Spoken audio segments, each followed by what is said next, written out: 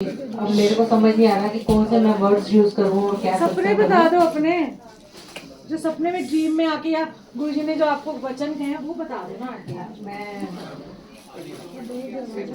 हम लोग जब गुरुजी के पास गए थे तो हमें पहली बार दरबार से गुरुजी के बहुत बड़ी बड़ी फोटोएं मिली थी। वो हमें पहली बार मिली थी और हम बड़े खुश हुए कि गुरुजी के दरबार में हमें फ़ोटो मिली है, क्योंकि उन दिनों इतनी जल्दी से हर चीज़ नहीं मिलती थी, इतनी ब्लेसिंग्स नहीं मिलती थी। तो वो हम लोग दो फोटो मिली थी, हम लेके घर आ गए और हमने फ्रेम करने के लिए दी। और हमने शॉपकीपर को अच्छे से समझा दिया कि ये हमारे गुरुजी हैं, ये भगवान है, गंदे हाथ मत लगाना, फोटोग्राफ्स को नीचे मत रखना, पूरा आदर से करना। जितना हम समझा सकते थे हमने उसको बोला और उसने बोला 2-3 दिन के बाद आपको मैं फ्रेम करके दे दूँगा। और जिस दिन हमें वो फोटोग्राफ्स मिले थे तो उसका फ़ोन आया शॉपकीपर का, तो बोलता है जी गड़बड़ हो गई है। हमने बोला क्या हुआ? तो उसने कहा कि फ़ोटोएँ ऊपर मैंने रखी हुई थी स्लैब पे, तो किसी ने फ़ैन चला दिया तो वो फोटोग्राफ्स उड़ के नीचे गिर गई हैं और वो हीटर था और वो फोटोएँ जल गई हैं। और उसने तो कह के फ़ोन रख दिया और हम तो मतलब हमारे घर में तो रोना धोना हो गया कि ऐसे कैसे हो गया, गुरुजी हमसे नाराज़ हो गए हैं, गुरुजी हमारे घर नहीं आना चाहते, पहली बार तो हमें फ़ोटो मिली वो कैसे ख़राब होगी। तो मैं बहुत परेशान हो गई, तो मेरे हस्बैंड ने बोला चल मंदिर चलते हैं, गुरुजी से माफ़ी मांग के आते हैं। तो मैंने कहा कि हम अपने आप तो बात नहीं कर सकते जब तक गुरुजी नहीं बुलाएंगे। तो अंकल बोलते नहीं नहीं आंटी आप बोलो। एक मिनट क्वाइट प्लीज।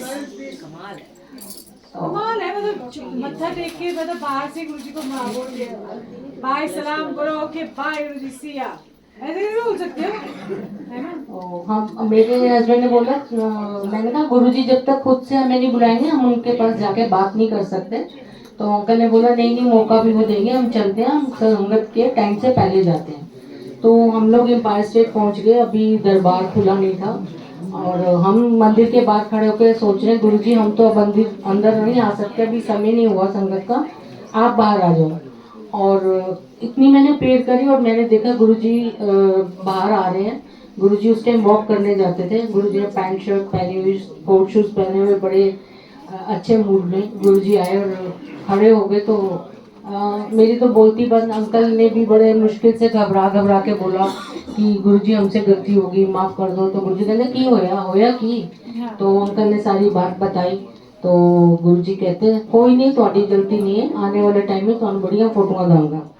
तो जैसे हमारे ऊपर से एक बोझ उतर गया कि चलो हमारी गलती नहीं है, जो भी हुआ गुरुजी ने हमें माफ़ कर दिया। उसके बाद 1 महीने बाद या थोड़े समय बाद गुरुजी की एम्पायर स्टेट में बड़े अच्छे छोटे छोटे स्वरूप बन के आए। तो गुरुजी ने बुलाया और मेरे हस्बैंड को एक दिया, एक मेरे को दिया। फिर थोड़े दिन के बाद फिर से स्वरूप आए तो गुरुजी ने फिर अंकल को एक दिया, फिर दोबारा वैसे इशारा करके बुलाया, उनको एक और दिया और एक मेरे को दिया। तो इस तरह गुरुजी ने हमें टोटल 5 स्वरूप दिए और जो एक हमसे खराब हुआ था। और गुरुजी खुद कहते हैं कि मैं मेरी नाल गल्ला करो, मेरी फोटो नाल गल्ला करो, फोटो नहीं है मैं खुद हाँ। और ये बात सच्ची है कि हम अगर 5 मिनट भी सच्चे मन से गुरुजी के आगे बैठ जाए ना आंखें बंद करके, और अपने मन, बोलने की तो ज़रूरत नहीं है, हमारे मन में जो चल रहा है वो सब सुन लेते हैं। कैसे सुनते हैं इसकी इतनी छोटे छोटे हमारे साथ लाइफ में बड़े सत्संग हुए, जो किसी को सुनाओ तो बड़े उनको फनी भी लगते हैं, पर वो सब हुआ। मेरी छोटी डॉटर ट्यूशन पढ़ने जाती थी, उसके बोर्ड के एग्ज़ाम थे तो रिक्शा में जाती थी। तो गर्मियों में जाती थी तो दोपहर को उसका ट्यूशन का टाइम था, तो मेरे को आके रोज़ बोलती थी मम्मी मेरे ना मुंह के ऊपर बड़ी ठंडी ठंडी हवा लगती है, जैसे कोई एसी चला रहा है। मैंने कहा लू के दिन है और तेरे को पूरे शरीर पे कहती गर्मी लग रही है और फेस पे ठंडी हवा लगती है। मैंने सोचा इसको पागल है, इसको पता ही नहीं चल रहा गर्म और ठंडी हवा में क्या फ़र्क है।